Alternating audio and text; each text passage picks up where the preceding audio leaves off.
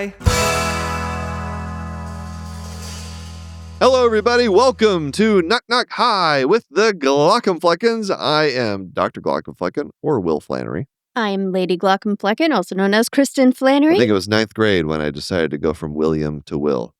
Was it? I rebranded. Because I thought it was college when people just did that for you. Oh, you know what? Maybe it was. I think it was. Maybe it Because was a lot of your 11th high school grade. friends call you William. Maybe it was 11th grade. Oh, Yeah. 11th? Oh, sorry, 13th grade. 13th. 13th grade. Yeah, that might have been.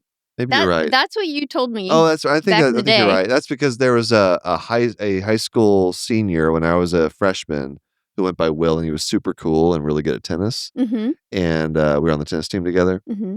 And I was like, oh, maybe he's Will. Maybe I can be Will. Then that might increase your cool factor. It totally transformed my personality.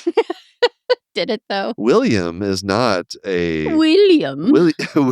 William is not an internet comedian ophthalmologist. William Flannery is a potato farmer. My goodness. I don't mean that to be offensive to the Irish people. Your people. They are my people. So, all right, we're talking North Dakota today. We are. I don't know how many Irish people are in North Dakota. Dakota. What do you know about I don't North think Dakota? Name 2 cities in North Dakota. Fargo. Yep. Bismarck. And I know of a tiny little town called Grafton. Because you have a friend from there? Yes. Shout out to John. Yeah, so we talked about that a couple of years ago. Did a show at the Fargo Theater in Fargo, North Dakota, and wonderful place. I didn't know what to expect when I went there. We talk in the episode about how flat it is, as a joke. I mean, it's not a joke. It is very parts flat. Parts of it are very flat. Yeah. But just amazing, kind, wonderful people. Yeah. And man, the audience showed out at that. Yeah. They were in costumes. There was a group of infectious disease doctors that they had the closer. The closer. There's like 5 or 6 of them. I took photos with all these people. Oh yeah. And we should post those. It was just if I could find them, but yeah, it's a wonderful, wonderful place. And so we talked to Erik Heitkamp, who's a board certified internal medicine physician and hospitalist at Sanford Health in Fargo, North Dakota. Went through all medical training and everything in Fargo. He was my handler. Was he? On the day of the show. Yeah, he showed me around and gave me a walking tour of the main street. Yeah. Yeah, we just checked out the place. It was great. And he is also very active in advocacy efforts with the North Dakota Medical Association, which brings us to our second guest, Courtney Koebele. That's right. So she is the executive director of the North Dakota Medical Association, leads statewide physician advocacy, policy development, legislative engagement. She's a lawyer by trade. That's right. Has a JD. Absolutely, and it just does. They've done some great things for the state of North Dakota, and I like this episode because it really shows people like the advocacy works. Yes, like it really does, and you may just not see it on a state level because we're so focused on what's happening nationally. Right, with the federal government and HHS and the FDA and all the shenanigans that are being done in the government with regard to health and vaccines and everything, that it's easy to overlook like the legislative wins that happen on a smaller scale that really affect people. Also, they take time, right? It's not like an immediate, sense of accomplishment, but they do work. Absolutely. So we had a wonderful conversation just about the legislative process, how healthcare professionals can and should get involved, do it, make this stuff better, make life better for yourselves and for the public and for your patients. And you can do that by getting involved with your state medical association. That's right. And getting involved can mean many things. It doesn't have to be a bunch of your time. So let's get to the interview. So here is Erik Heitkamp and Courtney Koebele. Okay, we are here with Erik Heitkamp and Courtney Koebele. Thank you so much for joining us. Thank you. Thank you for having us. All right, so how are things in North Dakota? Just generally. we're doing great in North Dakota. We're doing just great. Yeah. It's cold. Okay. Yeah. So let's That's what I hear. Let's put this into context for people, because I have met with you before. I've been to North Dakota. When was that? 2 years ago now? 2 years ago. Yeah, I think it was 2023 or early 2024. I can't remember. What time of year was it? It was April, he said. April. Yeah, because I wouldn't have agreed. I would not have agreed to come in January. No, I think we were trying for February, but didn't quite work out. It's a hard sell. So I came to. We did a wonderful event at the North Dakota Theater. The state was it called the Fargo state Theater. Fargo Theater. The Fargo Theater. That's what the Fargo Theater. And what I have to assume is like every single physician in North Dakota was there. I don't know, if not all of them. It had to have been close, because the whole theater was packed with doctors. It was fantastic. It was such a great time. But I haven't heard about how it went afterward. The people liked it, right? It was good. They loved it. Yeah. Did it go okay? Yeah. All right.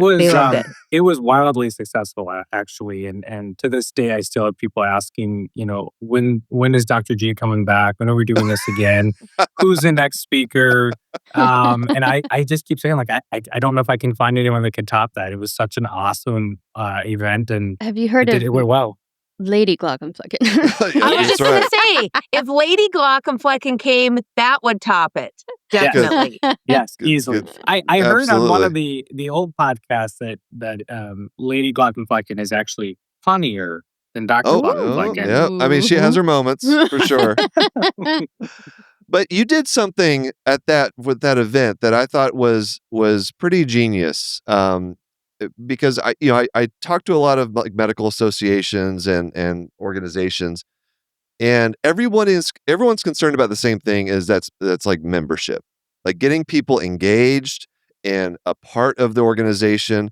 And you did something that was really, I thought, really smart, in that if you register, what was it?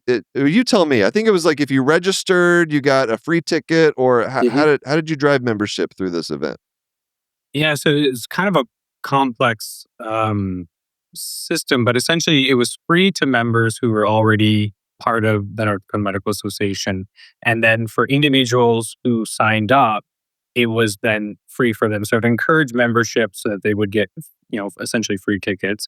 We also did like the meet and greet event beforehand. So you would have, that option to be part of that.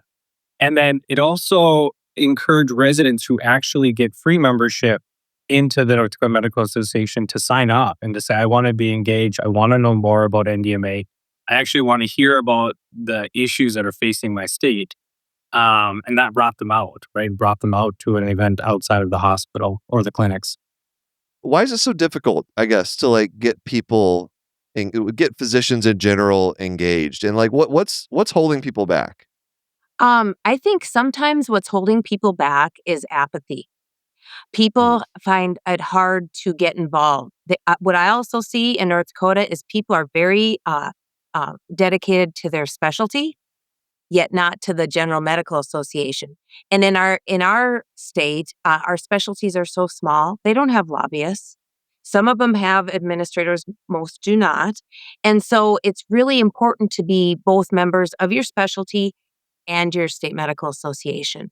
Yeah. When I say apathy, it's a lot of people will tell them about how great the medical association is, all the great things that we do and the bills that we pass. And they'll go, yeah, I should join. But they don't go online, click, join, pay. And it's because doctors are so busy. They're busy seeing patients. What is involved in joining a state medical association? Like, what would be a time commitment? Well, there's no time commitment. We would like people to be more engaged, but you can join the State Medical Association purely just to get the emails and the updates, and that's all you need to do. It's the cost as well. I mean, medical association membership's around $500. And from a physician standpoint, I think, time, obviously, we know it's limited, but I think the other issue that we run into is the concern that if I'm going to get engaged with policy, I have to get engaged with politics. And I think a lot of individuals rightfully say, I don't want to get engaged with politics. That's not something I'm interested in. I would say that the difference is when you're involved with a medical association, Courtney, who does a phenomenal job helping us to navigate so and so the quote unquote the political waters. We're more learning about the legislative process and how we bring good legislation forward that is evidence based, supports the patrons of our state, and helps our patients out in a way that we can't do it on a day to day basis. Yeah. Tell me. You know what this is reminding me of? What? A PTA. Do you know why? I'll explain. Please do. Because everyone loves the PTA. So I'm excited to hear hold on. how you make this exciting. Okay. Well, I don't know about exciting, but to me, there's a lot of parallels. Like, you have the PTA is there to kind of support the needs of the school and the students within the school and the teachers and, what have you. And there are some people, so Erik and Courtney here, these are like, well, I forget what they're called. You can tell I'm not one of them. Like the people that are really involved, like the classroom parents or just the like PTA officers, right? And they're the ones that are like making things happen, putting things on, trying to get people involved. And then there's other people that's more like us, right? And I think these are a large amount of the physicians that you're talking about, where I fully support what the PTA is doing. I just don't have time to participate. So I support them through my financial donation or what have you. Yes, contribution. Yep. Right. So I don't have to necessarily do the hands-on work, but I can still be supporting that work by, in this case, membership fees. So it's not just like, well, $500, what do I get out of it? Well, it's that you're helping your state provide good medical care to its people. Or even just giving any sort of feedback. So a lot of policies that the North Dakota Medical Association will bring forward are things that are identified by our physicians, our members, anyone honestly in the community that says, hey, this isn't working for me. I'm having issues with getting access to care, or getting access to resources, or this policy that was passed last year is preventing XYZ from getting medical care in this part of the state. Bringing the issue up, if we don't know about it, we can't address it. It doesn't necessarily take all your time. It just means being willing to speak up a little bit. Mm-hmm. So, and speaking of that, Courtney, take us through the process of a piece of legislation that is at the core of the state medical association and what you're really like from. She gets excited. Look at that. Yeah. Like I can answer this question. Like not to go all like Schoolhouse Rock on everyone, like how a bill becomes a law. Yes. But I totally referenced that video from when I was in like middle school. Yeah. We can break into song if we want, but absolutely. But like only a bill. who introduces the legislation, and like when does the the medical association get involved, or are you like involved in like drafting it, and like how does that work? Sometimes I am. All right. So we had a good example is our last legislative session. We passed 3 policies or 3 laws that were based on policies from our policy forum. North Dakota doesn't have a House of Delegates. We have a policy forum where people can bring issues. Erik's got one that we just had that he'll talk about later, I bet, if you ask him. And so we have, so anyway, the 3 that we passed that I feel like, we were rock stars during this session were prior authorization, radon, and maternal testing of pregnant ladies for drugs and alcohol. And so we had this policy form issue. And so then the next step for us is to get a sponsor. And the sponsor can be anybody. It can be any legislator, I should say. And so we try to be wise and get sponsors that we know that will allow us to pass this bill, of course, strong ones. In North Dakota, it's normally, we're pretty much a one-party state. So just to say that, unfortunately. Sure. And so then you work with the legislator. Now you can do it with an idea and our legislative council can draft the legislation. I have put drafts together myself because in my former life I was a lawyer. Don't hold it against me. But so I kind of know how to draft legislation too. And then you need to have somebody to babysit that bill during the legislative process. And what I mean by babysit the bill is every hearing, every time somebody's up there at the Capitol, making sure that nobody gets misunderstanding about the bill or making sure you get the votes. So it's not that complicated. And I think some states are different. North Dakota, we have, there's no opportunity for chairs to put bills away or not get votes on it. In North Dakota, every bill gets a hearing, every bill goes Hmm. to the floor. Oh wow.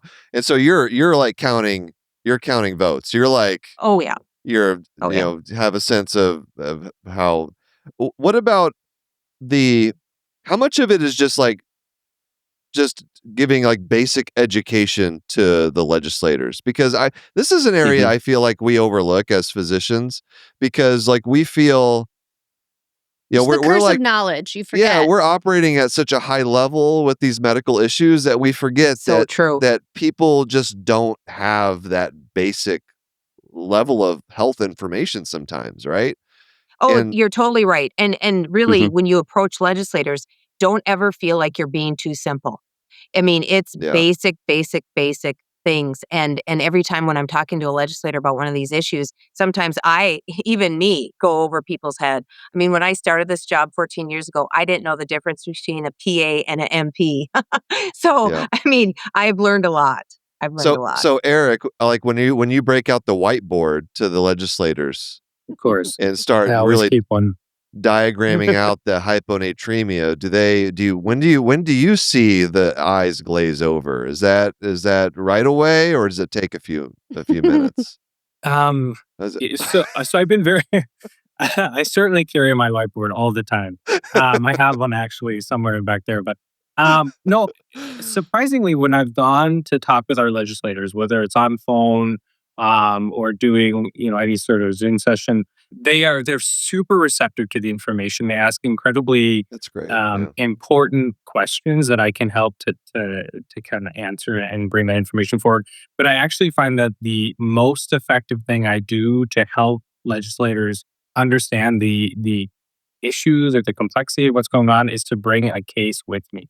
So to talk about my Yeah. patients, to talk about the people that they're serving and how this issue is affecting such and such.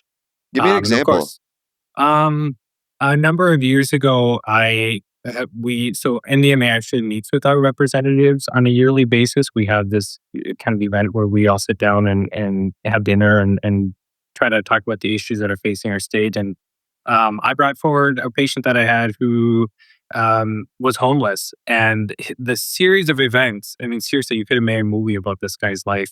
The series of events that led up to him being homeless actually, in part, were because our state policy evicted him from housing that he was assigned to live in. And so it's Huh. like, how do you assign this man a house, an apartment that met the criteria? And then because of this other kind of loophole situation, you ended up evicting him because it didn't meet one caveat.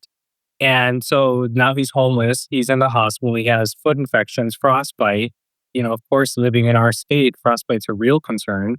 And, losing parts of his body because we evicted him as a state for a policy that was supposed to save him. So that obviously didn't make any sense. Yeah. And we need Yeah. to change that. Well, I love the storytelling aspect of it. Like that's what we talk about as well. It's Yeah. it's like Well, and I think, like, physicians forget because it's such a clinical training that you all have, which is objective and, like, well, clinical, right? It takes out all of the emotion and the humanity in order to focus on just the facts. And so most regular people are not as concerned, or at least not as moved by what the facts are. They're moved by what the humanity is. So stories are so great for sharing that piece and helping people understand why it's so important. yeah, statistics only get you so far sometimes, right? Yeah. Right. But you want people to feel something, and feel the emotional weight of the issue. And tell me, actually, let's take a quick break and we'll come back. I want to hear about some of the unique issues that like North Dakota has specifically that you all are advocating for? I will. Yeah. I was thinking, What were you thinking? well, it's New Year. Uh-huh. That's the perfect time to have a fresh new outlook. Okay, what's on top of your mind? I love eyelid mites now. You. Yeah. Eyelid mites. Mhm. I was just thinking, since they're so common, I should be more accepting. What made you change your mind? Well, 1 out of every 12 adults has an overgrowth of mites. Yes, that's true. And I know that if they happen to overpopulate and cause Demodex blepharitis, there is a prescription eye drop treatment, so no need to stress. I love hearing you talk about Demodex. Do you like eyeballs as much as you like Demodex? No, Okay. just the mites. I'll take what I can get. Mhm. But you're right. And so, if you ever have itchy, irritated eyelids, just go see your eye doctor. They can examine your eyelids, check for crusties, what we call collarettes, those things that the mites leave behind. Sounds like a good plan to me. To learn more about eyelid mites and Demodex blepharitis, visit miteslovelids.com. Again, that's miteslovelids.com to learn more. This ad is brought to you by Tarsus Pharmaceuticals. All right, we're back with Erik and Courtney. So tell us about North Dakota. Tell us about, because you've already mentioned like prior authorization. Obviously, that's the nation. Like every state is dealing with that. But I'm curious because like I and probably many other people don't know a lot about North Dakota. Tell us what you're dealing with. What are some of the issues that you've faced in the last few years that are very specific for your state? Sure. Eric, do you want me to start? Yeah, go ahead. Okay. Well, I mentioned prior authorization, and you mentioned that. Well, you mentioned that many states were dealing with it. Guess what state didn't deal with it yet? North Dakota. And Oh so yeah. we worked and got this prior authorization law, but we did it by having a lot of partners. And so we were very excited because we. And I know you know a little bit about insurance. Tiny bit. That dealing with the insurance companies, you need a larger group to do that, and so we're very excited Right. about that. One of the other bills that we finally passed, it took me 5 times, you guys, Mhm. 5 times. Assault against a hospital worker, raising the penalties for people that assault hospital workers. In North Dakota, it was just emergency rooms, and our emergency room doctors brought this to me many years ago. North Dakota only meets every 2 years, so this was 10 years ago. And they raised the penalty for all hospital workers or anybody serving patients in a hospital, not to exclude clinics or anything like that. That was a big one Sure. that we dealt with this last session. The other thing that we dealt with was non-economic damages. I don't know if you know much about lawsuits. I hope you Oh, don't. for malpractice. Yeah. Right. We had a non-economic damages cap that they were trying to quadruple. We have a 500,000, and so we again with partners defeated that attempt to raise it, which was big. But one of the things that I think North Dakota deals with more than other states like Oregon, I suppose, would be vaccine bills. We had 1, 2, 3, 4, 5, 6 vaccine bills, and that you can't the amount of bandwidth to defeat those, which we defeated most of them. One passed, but that was another. What were big these success with the session. bills trying to accomplish? Well, one was to create a new status relating to human rights, and it would create vaccination status as a human right. Well, really just health status. So you can imagine then the unintended consequences to putting that as a human right. A lot of it was reporting on our state website. If anybody, all deaths, reporting all deaths if they were vaccinated. That was one that we defeated. Um, we've had things trying to outlaw mRNA vaccines. That's been defeated. Recording, let's see, just recording having a North Dakota VAERS. So we have the federal VAERS, having a Sure. North Dakota VAERS because, the feds, you can't trust them. What's a VAERS? So it's it's like vaccine. It's basically Vaccine. self-reporting like vaccine damages or like side effects, right? That's basically what it is. It's like, Yes, that's what it is, and what it is that, I the federal government wanted to create a database of any vaccine injuries, but it's totally unregulated, so you right, or I mean, anybody. anybody can report anything. I can't imagine the messes And the that they problem have. is that now, the the FDA, they're using that as like high level evidence Oh. for kind of Yeah. pushing policy in a And particular even at that direction. level, people can add whatever they want. It's not regulated or No, no Right. I don't No, think oversight. so. anybody can submit. So it's yeah, That seems like a So problem. the interesting thing is some of the, and we see this now occurring in our country, um, throughout the nation. But the interesting thing is these pieces of legislation would have kind of synthetically created quote unquote evidence that isn't medically based, but that there's stacks of information about, and so it looks, professional. It looks informative. It looks like it was gathered in a scientific way, but to a layperson. But to those of us who are in medicine or who have, any sort of understanding about the scientific process, that's not how we go about collecting data. It right. needs to be scrutinized. It needs to be, kind of put through the rigors of the scientific method. And so we're kind of creating a false narrative and trying to prevent that from happening with legislation that isn't based on evidence.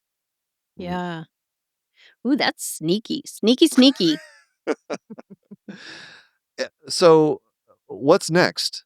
Like, what's the what else are you? Because you've done a lot of great work. Are there any active legislation that's coming up? We have another legislative session coming up next year, right, Courtney? In 27. 2027, yeah.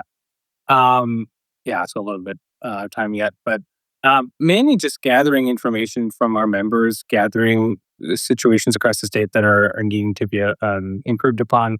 One thing that I'm working on with Courtney right now is looking at trying to make it a two-person consent when recording in hospitals or clinics currently, and in most states, I think, right, Courtney, it's a one-person consent, Right. which means that any person in that clinic appointment or in that hospital can record. And the concerns that have been brought up and issues that I've run into is uh, people, putting me on Facebook Live while I'm in the hospital with them. You know, that's concerning. I mean, that's taking your Yeah, persona, your personality, putting it on, and so remembering that medical staff in hospitals and clinics and in nursing facilities across the country, they have rights too, and that's my right to privacy, right? But on that's the flip actually, I haven't side, heard that happen. That's I mean, Yeah. it shouldn't surprise me that that's happening, but like patients and like families are surreptitiously, without your knowledge, we're going Mhm. live on social media with Mhm. like And basically as like a this is a backup plan for safety or something in their or maybe minds just content. or content, Maybe yeah. they're just making content. I don't know. I mean, I'm who kno not much. I guess we I'm not don't much for know. content, but Yeah. I guess we may not know, like, why they're doing it, but just the fact that they're doing it obviously Well, yeah, yes, is not yeah. I mean, yeah. you look at there was a plastic surgeon in Ohio that went on TikTok live doing a Oh surgery boy. and lost her license. And so Yeah. none of that needs to happen, like, No, period. Right. yeah, Like, there's the A hospital room is not nothing that the happens in the place for hospital content of any kind. needs to be Right. like, shared live No. actual patient interactions. Like, that's right. not Yeah. And okay. I know you guys have had Dr. Mike on before, and I just read an article recently about some of the um, building of trust with patients and physicians again, and the importance of Yeah. that. And I think that sometimes, to the point that was brought up, the recording is like, like a backup plan or something in case I get into legal action or something along those lines. And I Yeah. totally understand wanting to have a trusting relationship with your care team, but to put someone on Facebook Live or to, like you said, surreptitiously kind of record, that doesn't sow trust in either side, right? Right. No. Exactly. And then the other thing we're kind of running into with recording is the use of AI in our charting systems. And so, from a patient perspective, Like our organization, we certainly notify patients if we're using AI in the clinic or in the hospital, but that's not a law. It should, I think it does kind of fall under HIPAA, but Mm. certainly that could be abused by unfortunate physicians or care team Mhm. members in our country. And so, by making a law that mandates two-person consent on either side of that coin, patient or physician, you're protected in our Yeah. state. And that's what we're hoping you do. I think it's a good idea. Yeah, I haven't thought about that from the AI standpoint because, yeah, there usually I have been asked like for consent in my doctor's appointments, like that we're doing this, and I don't have a problem with it, but Indeed. you're right, it needs to be disclosed, and Yeah, and given the yeah, choice. yeah, Right. especially Well, yeah, with there's many times where people will record for their children, Mhm. especially, I suppose, for an right. eye doctor, it helps to have somebody else listen to what the doctor Oh, says. Yeah. I'm fairly frequently talking into a phone, with Yeah. someone on the phone Mhm. or, Yeah. that who Yeah. can't be And you there. know about it. And you know about it. Yeah, It's yeah, just, of course. and I would assume most doctors would consent to that sort of communication. It's just in North Dakota, it's a one party But consent. to Mm. but to bring us back to your, membership for your Yes. association, I think it's really not something I've thought of, like, as a member of a state medical association, like, something that just really pisses you off, you can just go to your association and Yeah. be like, "Hey, let's do this. Let's do this thing. Let's make this not happen anymore." And then it just maybe if it's a good idea, it can happen, and that's a 100%. benefit of being a member of an association, of a Yep. medical association for your state. Yeah. So, And people and should do even it. non-healthcare related things. I call Courtney all the time for advice on gates that are inappropriately closed in my city, and how do I manage that? Oh, She that's an just amazing story. Eric got a gate open that shouldn't have been closed, and he's a massive force Like a at physical gate? advocacy. Yeah. Yeah, it's a long story. It actually, on Google for a period of time, it was a national landmark until someone took it off. It was just a gate that uh, was put up between two cities, the tail of two cities, and ultimately it was not legal. And the problem is, I live right next to it. The problem that arose is during the wintertime, the gate, which wasn't secured heavily. I mean, so that was the argument. It's not secured heavily. You can get through it if you want. Well, it froze because again, in North Dakota, our temperatures are Gets icy. cold. Yep. Yes. Mhm. And EMS services couldn't get through to someone who was having a medical emergency. And Oh, so we no. had to, so I guess it kind of fell into the medical realm, but Yeah. yeah, it was a whole debacle and that, a lot of people got involved. Any issue, like, say you're a physician in North Dakota, you're like, we would really like a hill. Can we build a No, we can't do a hill. can we build a hill? Well, I You mean, were we can well, try. you were in a really Just flat saying. area of the state. I'm I know. in Bismarck, and there's hills in Bismarck. I'm So we just do have hills. I'm just giving you a hard time. I get it. I get it. We I we have wanted to lived mention in some very, like, out of the way, very flat, like, he's one to talk. That's yeah, true. one to talk. Well, there's one other thing I wanted to mention, and I think I mentioned it earlier, is that we're gonna have a special session next January, actually. So we're saying it's 27, but we're gonna have a special session Yeah. about this thing called the Rural Transformation Fund. And you guys aren't from a rural area, you probably don't even know what I'm talking about, but it Oh, was I in the I big grew bill. up in one. She did. Okay. Yeah. Well, it was in the big bill. I won't call it beautiful. It was in the big bill, $50 billion. And each state gets 100 million a year, 500 million. And we're ranked. And so this CMS put these rules in place that if you expand scope, you get more points and thus you get more money, maybe. And so Mm, we are fighting a battle against expansion of scope of pharmacists. And nothing against pharmacy. I think they're great and they do great work, but they want to do prescribing because then we'll get more points because I we're see. competing against the other states for this other 500 million. And Uh, so we're working hard on working together with people rather than opposing, but so that's going to be a fight for us January 21st. I can't understand how that would be a good idea to try to make states like, especially Yeah. rural communities, like, compete Yeah. with each other. Right. The Yeah. motivation behind all that is exactly the wrong thing. You're 'Cause making them No, it's it's the typical, Hunger though. Games. yeah, Yeah. because Yeah. Yeah, rural medicine, right. it's I mean, and obviously, you're no stranger to the issues that rural Yeah. communities have. Yep. How are like, what's happening with the hospitals? Are the hospitals struggling in the kind of rural communities of North Dakota? What's the temperature of kind of how rural medicine is doing? They're doing pretty good. Okay. Um, but what we find in a rural community, and I don't mean to offend the 2 doctors in the room, but a lot of these, uh, hospitals run without physicians. Yeah. Meaning, the PAs and MPs do most of the work. A physician will come in person Sure. or telehealth-wise. Mhm. And, I know that, a lot of people feel a physician is very important, and of course, me too. I, of course, feel that way.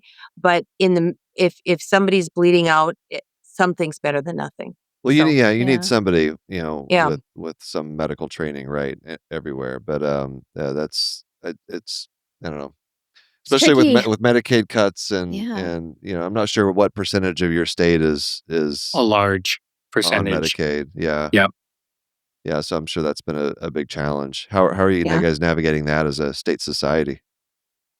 Well, Medicaid, our state actually pays pretty well for Medicaid. Don't tell Sarah Aker. She's our Medicaid director, but our state pays pretty well for Medicaid. And also, our state, we didn't have any provider taxes in place and no plans to put provider taxes. And Hmm. the big bill was uh, put the squeeze on the provider taxes. There are some states around that really took advantage of that system, and so I guess they shut it down. But I think Yeah. we're going to be okay as far as Okay. Medicaid. Oh, good.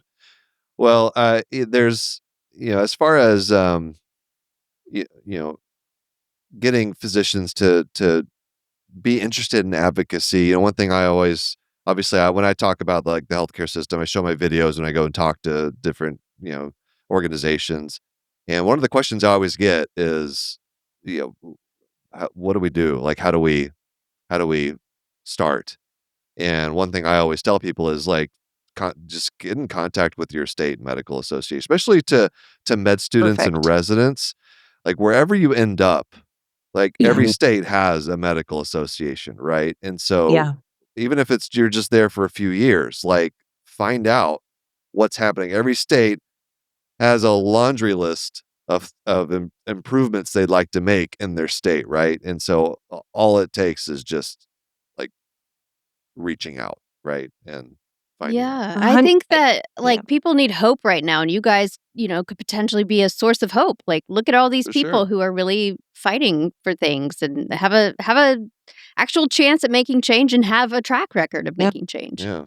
Well, Yeah. and I think it to some degree, I'll be honest with you, it's a little addicting once you start making positive change because um, when you're dealing with the climate of our country today, when you're talking about some of the things kind of coming out of HHS, when you're talking about some of the scary trends we're seeing in measles and Mhm. complications in pregnancy, et cetera, it does feel overwhelming. It feels daunting. It feels like there isn't any hope going forward.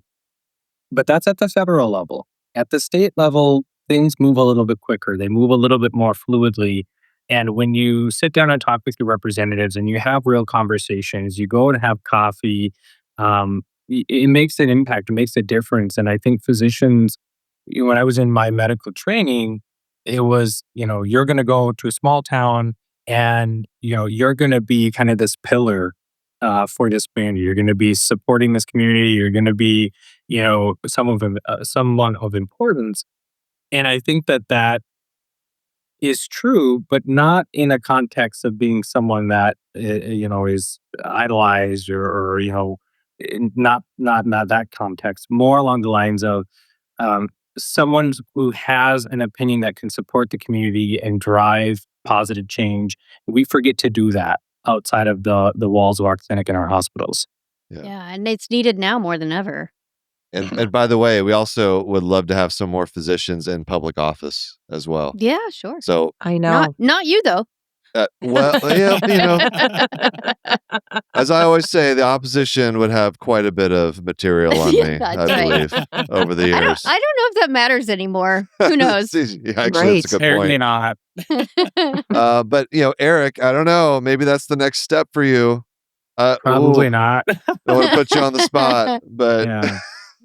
but then you wouldn't be able to spend as much time as you'd probably like rounding in the hospital. Well, So absolutely. I mean, that's yeah. the top priority. That can't be interrupted. Seriously. How many do you have residents?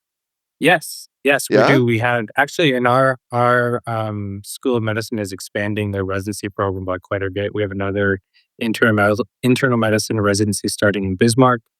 Oh, that's But we great. have an IM residency in Fargo. I help to teach residents, medical students, get them involved in our medical societies. We have a blast. We have a blast teaching. Was that did that have to be a legislative effort to get a new residency program? Because I know that requires funding, federal funding, right? Or is that It, state funding? It's it state. can be It's state funding. State Yeah. funding. Okay. Well, and my back talk or whatever about a rural transformation fund, we are getting more residencies through that as well. But Oh, our good. state back in 2013 started this thing called the Health Workforce Initiative, and the state funded some of our residencies because you're right, it is on the federal level. And I Most of the think, autumn, was that in like the 1970s, the cap was set by Congress for those slots? And so like our particular internal medicine 1990s, but Oh, the 90s. 90s. Still a 90s, while. yeah, Just a yeah. couple, just a couple decades off, Tomato, Eric. Not a big tomato, deal. whatever. Yeah, so like my residency program that I graduated from, they can't expand based on dollars from Medicare, Gotcha. Medicaid. But like Courtney said, we have other avenues of revenue to try and help expand our need. Well, that's good because we need more residency spots. Yeah. out Well, there. right, and with residents, once you get somebody through a residency, they're way more likely to stay in your state. Mhm. And let's face it, our weather is not a big draw. So Well, I don't understand. I know. So it's people that love the community, like you noted in the beginning. I mean, we've got Yeah. great schools, great healthcare, great people, Great not great Scotcheroos. weather, great Absolutely. Scotcheroos. The best in the land. Oh God, I honestly, I had some great food when I was there when I Yeah. came to visit, and made by great Yeah. people. So it was. Right. I fully endorse everything North Dakota has to offer. Everything North Dakota made. That's right. Well, thank you both so much for joining us. It was really enlightening conversation, and seriously, I encourage all the medical professionals out there, like, get involved. And we've seen wins. That's the thing. Like, people, Right. I feel like, have this fatalistic idea of U.S. healthcare, and on a federal level, like, I totally get it. It's a bad moment. But we've had wins on the federal level, but as you've already discussed, a ton of wins at the state level. And what is the nation made of? But a bunch of states. So that's where things start. Yeah. Any final words? Any words of wisdom? Just thank you guys so much for letting us come on today and talk. And it's great to meet you, Lady Glockenfeichen. And thank you. You too. Yeah, you guys are always welcome. I gotta say, when are we gonna come back to Fargo? We gotta find our way back to North Dakota someday. So anyway, I don't know. We'll have to be in touch. Tell all your residents and all the med students we said hi and to choose ophthalmology. So. one last thing. I'm supposed to say hello from North Dakota Eye Physicians and Surgeons to you, Dr. Flannery. And yes, so hello. I hope they're protecting all the patients from snow blindness up there. So absolutely, working hard. Right. So for people who want to know how to get involved with their state association, where should they go? What should they do? Website? Well, every state medical association has their website. In North Dakota, it's ndmed.com, but or org, ndmed.org. But we do have a list of all the states listed with all the their websites, and just reaching out. People want medical societies want physicians to get involved.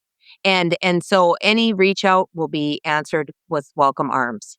And both of you, it looks like, have a handful of social media accounts. Maybe not as much Eric. I think I see a Facebook. You have a Facebook page and a Instagram. Yes. Yep. All right. Yep. And then, but Just the wanted to reach out. NDMA, go check that out if you're interested. And Yeah, they're on Instagram, it looks like. absolutely. Yes. So, yeah, thank you so much again for joining us. Thank you. Thank you. All right. What a great conversation. Yeah, super State medical interesting. associations. If any of our listeners have a win, a legislative win from your state, I'd love to share that with people. Somebody needs to make a social media account that is just like healthcare wins. Like Oh, we yeah. need That'd be good. need to see it. I like that. We need people to know Healthcare that like wins. there's still progress being Big- made and still hope. Big fan of that idea. Yeah. Yeah, let's do it. Yeah. I mean, I don't know if I want to do it, but somebody Somebody needs do to it. I will help. I will circulate and repost and whatever you need. Lots of ways you can hit us up. If you want to report your legislative wins, email us knockknockhi@human-content.com.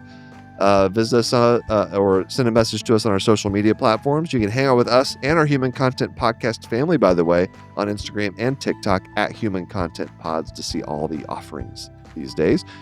Thanks to all the great listeners leaving feedback and reviews. If you subscribe and comment on your favorite podcasting app or on YouTube @Glockenfleckens, by the way, we can give you a shout out.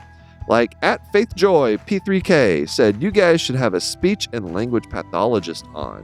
We learned about inner monologues or just like language in general. Oh, interesting. Yeah, the reason why an inner monologue would be helpful is because language is a part of our higher order functioning, so it can assist in our executive functioning skills. So I have thoughts, but I'll make no comment. Okay. Given that you have no inner monologue. I don't, but you do. Exactly. But I also have great higher level executive functioning, But and maybe it yours could be is better. suspect. Excuse you. Full video episodes drop every week on our YouTube channel @Glockenfleckens. I run this business. Do we need to talk about punctuality? Because I think it's getting worse. That's not a higher order. I think it is. It's not. Time management skills? It's not the skills. It's a different attitude about time. I've told you this. I'm more of a Mediterranean approach. It's a philosophical difference. All right. Well, that's philosophical. Sure sounds higher functioning to me. Higher order functioning to me. All right. Yeah, so it's functional. We also have a Patreon. Lots of cool perks. Bonus episodes, react to medical shows and movies, hang out with other members of the Knock Knock High community, interactive Q&A live stream events, much more. Patreon.com/Glockenflecken or go to Glockenflecken.com. Patreon community perks. New members shout out to Julia. Thank you for joining, Julia. And thank you to the Jonathans, as usual. Lucia C., Edward K., Marion W., Mr. Granddaddy, Caitlin C., Brianna L., MP Cole, Mary H., Keith G., Parker, Muhammad L., David H., Kaylee A., Gabe, Gary M., Eric B., Marlene S., Scott M., Kelsey M., Dr. Hoover, Sean M., Ryan N., Jess K., Hawkeye M.D., Bubbly Salt, and Sean A. Patreon roulette time. Random shout out to someone in the emergency medicine tier. Shout out to Anne for being a patron. Thank you, Anne. And thank you all for listening. We're your hosts, Will and Kristen Flannery, also known as the Glockenfleckens. Executive producers are Will Flannery, Kristen Flannery, Aaron Corney, Rob Goldman, and Shanti Burke. Our editor and engineer is Jason Pertiz. Our music is by Omer Benzvi. To learn about Knock Knock High's program disclaimer and ethics policies, submission verification licensing terms, HIPAA release terms, I did not say any of those well. You can go to Glockenflecken.com or reach out to us, Knock Knock High, at human-content.com with questions, concerns, or fun medical puns. Knock Knock High is a human content production.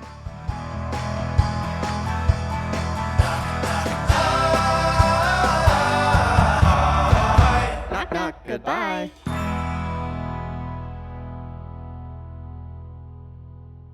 Thanks for watching the episode. You can find more on that playlist over there. If you prefer to listen or you just had your eyes dilated, you can binge full episodes wherever you get your podcasts. Or join the party over on Patreon, where you get early access episodes, hang out with us, get lots of exclusive bonus content. Help you subscribe, leave a comment below. Let us know what you think.